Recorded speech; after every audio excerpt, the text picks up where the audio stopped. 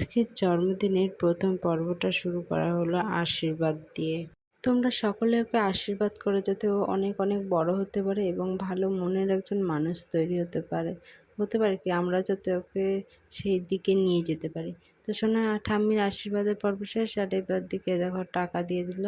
সারাক্ষণ 3 ভাই বোনের মধ্যে এরকম দুষ্টুমি চলতেই থাকে।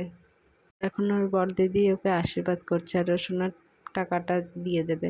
তো টাকাটা ওর কাছ থেকে নিয়ে নিয়েছি, কারণ ও বাচ্চা মানুষ তো কোথায় ফেলিয়ে দেবে। আর সোনার দিদি সোনার জন্য একটা গিফট বানিয়ে দিয়েছে, সেটা দেবে।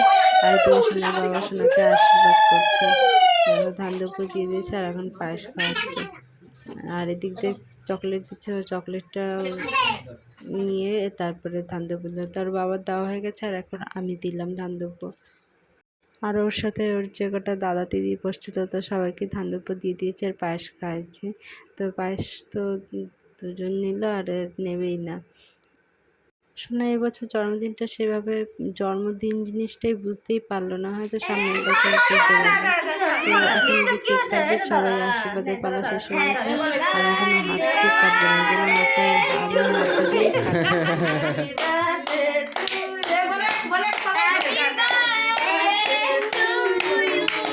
কেক কাটার পর খাওয়া দাওয়া সেরে আজকের প্রথম পর্বটা এখানে শেষ হলো। আজ হলো জন্মদিনের দ্বিতীয় দিন। দিদা বাড়িতে ছোট্ট করে সেলিব্রেশন। আর এদিকে আমরা একটু বেলা করে এসেছিলাম পরের দিন, আর এসে দেখি সোনার মণি এদিকে থালা সরাচ্ছে আর আমরা জামা কাপড়টা ছেড়ে এসে বসছি, কারণ সেদিন প্রচণ্ড গরম ছিল। আর সে দেখো সোনা একটা গেঞ্জিটা নতুন, তো প্যান্টটা নতুন, তো নতুন জামা প্যান্ট পরে এখানে খেতে বসে গেছে। ও তো এখন বুঝছে না, এই ভিডিওগুলো রেখে দেবো, পরে দেখতে পারবে। আর দেখো কোনো কিছু খাবে না, ও মিষ্টি খাওয়ার থেকে বেশি ও নষ্ট করে জিনিসে, দেখো চটকে চটকে ফেলে দিচ্ছে। খাওয়া যেটুকুনি না খায় তার থেকে বেশি নষ্ট করে। তো ওর মানিরা সব খাইয়ে দিচ্ছে পায়েস পায়েস আর জল খাইয়ে দিল। আর এদিকে ওর মানি এখন পিছনে গিয়ে সব, ও তো নিজে খেতে পারে না, যার জন্য প্রথমে সব কিছু দিয়ে মাকে একটু খাইয়ে দেবে।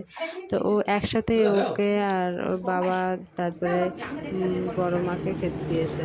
তো ও তো এখনো শুরু করতেই পারলো না, এদিকে ওর বাবা বড় মা দাদান সবার খাওয়া হয়ে গেছে।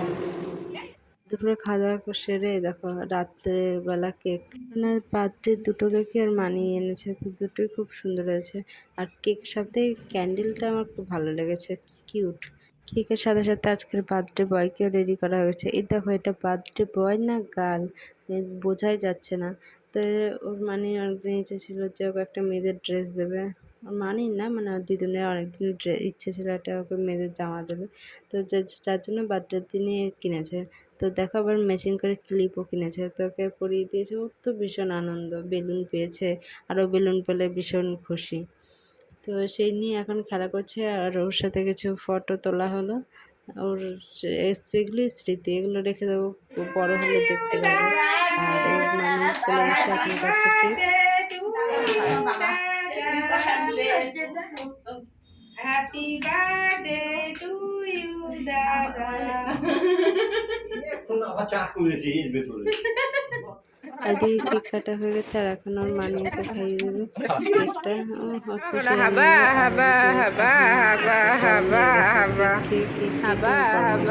হাওয়া খাচ্ছে, হাওয়া তো বলতে হয় না হাওয়া। আর সব থেকে ওর বার্থডে আমার কাছে মানে ওর গিফট আমার কাছে খুব স্পেশাল। আর এই দুটো গিফট তো এটা হচ্ছে আমি আর ওর বাবা মিলে দিয়েছি এই গিফটটা।